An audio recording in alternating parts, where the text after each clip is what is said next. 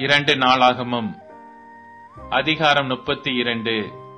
இக்காரியங்கள் நடந்தேறி வருகையில் அசீரியா ராஜாவாகிய சனகெரிப் வந்து யூதாவுக்குள் பிரவேசித்து அரணான பட்டணங்களுக்கு எதிராக பாளையம் இறங்கி அவைகளை தன் வசமாக்கிக் கொள்ள நினைத்தான். சனகெரிப் வந்து எருசலேமின் மேல் யுத்தம் பண்ண நோக்கம் கொண்டிருப்பதை எசேக்கியா கண்டபோது நகரத்திற்கு புறம்பே இருக்கிற ஊற்றுக்களை தூர்த்து போட தன் பிரபுக்களோடும் தன் பராக்கிரமசாலிகளோடும் ஆலோசனை பண்ணினான். அதற்கு அவர்கள் உதவியாயிருந்தார்கள். அசீரியா ராஜாக்கள் வந்து அதிக தண்ணீரை கண்டுபிடிப்பானேன் என்று சொல்லி அநேகம் ஜனங்கள் கூடி எல்லா ஊற்றுக்களையும் நாட்டின் நடுவில் பாயும் ஓடையையும் தூர்த்து போட்டார்கள். அவன் திடன் கொண்டு இடிந்து போன மதிலையெல்லாம் கட்டி அவைகளையும் வெளியிலுள்ள மற்ற மதிலையும் கொத்தளங்கள் மட்டும் உயர்த்தி தாவீது நகரத்தின் கோட்டையை பலப்படுத்தி திரளான ஆயுதங்களையும் கேடகங்களையும் பண்ணி ஜனத்தின் மேல் படைத்தலைவரை வைத்து அவர்களை நகர வாசலின் வீதியிலே தன் அண்டையிலே கூடிவரச் செய்து அவர்களை நோக்கி, நீங்கள் திடன் கொண்டு தைரியமாயிருங்கள். அசீரியா ராஜாவுக்கும் அவனோடு இருக்கிற ஏராளமான கூட்டத்திற்கும் பயப்படாமலும் கலங்காமலும் இருங்கள். அவனோடு இருக்கிறவர்களை பார்க்கிலும் நம்மோடு இருக்கிறவர்கள் அதிகம். அவனோடு இருக்கிறது மாம்ச புயம். நமக்கு துணை நின்று நம்முடைய யுத்தங்களை நடத்த நம்மோடு இருக்கிறவர் நம்முடைய தேவனாகிய கர்த்தர் தானே என்று சொல்லி அவர்களை தேற்றினான். யூதாவின் ராஜாவாகிய எசேக்கியா சொன்ன இந்த வார்த்தைகளின் மேல் ஜனங்கள் நம்பிக்கை வைத்தார்கள்.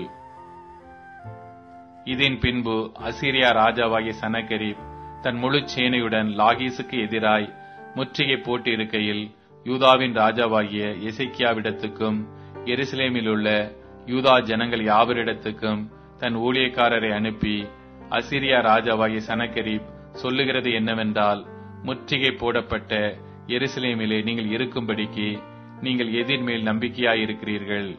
நம்முடைய தேவனாகிய கர்த்தர் நம்மை அசீரியருடைய ராஜாவின் கைக்கு தப்புவிப்பார் என்று எசேக்கியா சொல்லி, நீங்கள் பசியினாலும் தாகத்தினாலும் சாகும்படி உங்களை போதிக்கிறான் அல்லவா?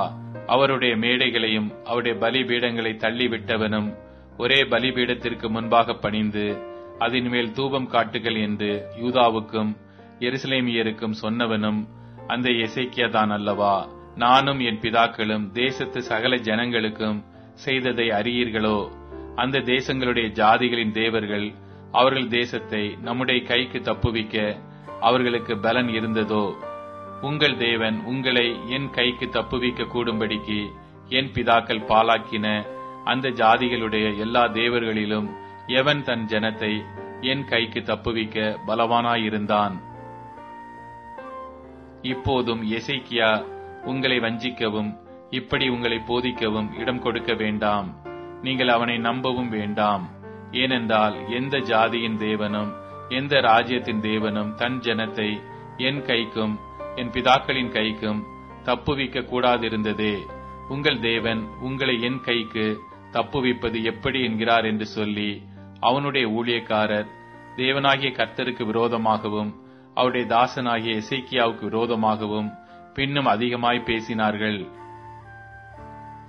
தேசங்களுடைய ஜாதிகளின் தேவர்கள் தங்கள் ஜனங்களை என் கைக்கு தப்புவிக்காதிருந்தது போல எசேக்கியாவின் தேவனும் தன் ஜனங்களை என் கைக்கு தப்புவிப்பது இல்லை என்று இஸ்ரவேலின் தேவனாகிய கர்த்தரை நிந்திக்கவும் அவருக்கு விரோதமாக பேசவும் அவன் நிருபங்களையும் எழுதினான். அவர்கள் அலங்கத்தின் மேல் இருக்கிற எருசலேமின் ஜனங்களை பயப்படுத்தி கலங்க பண்ணி தாங்கள் நகரத்தை பிடிக்கும்படி அவர்களை பார்த்து யூத பாஷையிலே மகா சத்தமாய் கூப்பிட்டு, மனுஷர் கை வேலையினால் செய்யப்பட்டதும் பூச்சக்கரத்து ஜனங்களால் தொழுது கொள்ளப்பட்டதுமாயிருக்கிற தேவர்களை குறித்து பேசுகிற பிரகாரமாக எருசலேமின் தேவனையும் குறித்து பேசினார்கள். இதே நிமித்தம் ராஜாவாகிய எசேக்கியாவும் ஆமோத்சின் குமாரனாகிய ஏசாயா தீர்க்கதரிசியும் பிரார்த்தித்து வானத்தை நோக்கி அபயமிட்டார்கள். அப்பொழுது கர்த்தர் ஒரு தூதனை அனுப்பினார். அவன் அசீரியருடைய ராஜாவின் பாளையத்திலுள்ள சகல பராக்கிரமசாலிகளையும் தலைவரையும் சேனாபதிகளையும் அதம் பண்ணினான். அப்படியே சனகெரிப் செத்த முகமாய் தன் தேசத்திற்கு திரும்பினான். அங்கே அவன் தன் தேவனுடைய கோவிலுக்குள் பிரவேசிக்கிற போது அவனுடைய கற்ப பிறப்பான சிலர் அவனை பட்டயத்தால் வெட்டி போட்டார்கள். இப்படி கர்த்தர் எசேக்கியாவையும் எருசலேமின் குடிகளையும் அசீரியருடைய ராஜாவாகிய சனகரிப்பின் கைக்கும் மற்ற எல்லாருடைய கைக்கும் நீங்களாக்கி ரட்சித்து அவர்களை சுற்றுப்புறத்தாருக்கு விலக்கி ஆதரித்து நடத்தினார். அநேகம் பேர் கர்த்தருக்கென்று எருசலேமுக்கு காணிக்கைகளையும் யூதாவின் ராஜாவாகிய எசேக்கியாவுக்கு உச்சிதங்களையும் கொண்டு வந்தார்கள். அவன் இதற்கு பிற்பாடு சகல ஜாதிகளின் பார்வைக்கும் மேன்மைப்பட்டவனாயிருந்தான். அந்நாட்களில் எசேக்கியா வியாதிப்பட்டு மரணத்துக்கு ஏதுவாயிருந்தான். அவன் கர்த்தரை நோக்கி ஜெபம் பண்ணும்போது அவர் அவனுக்கு வாக்குத்தத்தம் பண்ணி அவனுக்கு ஒரு அற்புதத்தை கட்டளையிட்டார். எசேக்கியா தனக்கு செய்யப்பட்ட உபகாரத்திற்கு தக்கதாய் நடவாமல் மேட்டிமையானான். ஆகையால் அவன் மேலும் யூதாவின் மேலும் எருசலேமின் மேலும் கடும் கோபம் உண்டது. எசேக்கியாவின் மன மேட்டிமை நிமித்தம் அவனும் எருசலேமின் குடிகளும் தங்களை தாழ்த்தினபடியினால் கர்த்தருடைய கடுங்கோபம் எசேக்கியாவின் நாட்களிலே அவர்கள் மேல் வரவில்லை. எசேக்கியாவுக்கு மிகுதியான ஐஸ்வர்யமும் கனமும் உண்டாயிருந்தது. வெள்ளியும் பொன்னும் இரத்தினங்களும் கந்த வர்க்கங்களும் கேடகங்களும் வினோதமான ஆபரணங்களும் வைக்கும்படியான பொக்கிஷ சாலைகளையும் தனக்கு வந்து கொண்டிருந்த தானியமும் திராட்சை ரசமும் எண்ணெயும் வைக்கும்படியான பண்டக சாலைகளையும் சகல வகையுள்ள மிருக ஜீவன்களுக்கு கொட்டாரங்களையும் மந்தைகளுக்கு தொழுவங்களையும் உண்டாக்கினான். அவன் தனக்கு பட்டணங்களை கட்டுவித்து ஏராளமான ஆடு மாடுகளை வைத்திருந்தான். தேவன் அவனுக்கு மகா திரளான ஆஸ்தியை கொடுத்தார்.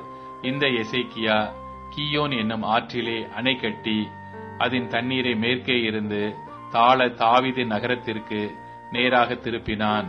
எசேக்கியா செய்ததெல்லாம் வாய்த்தது.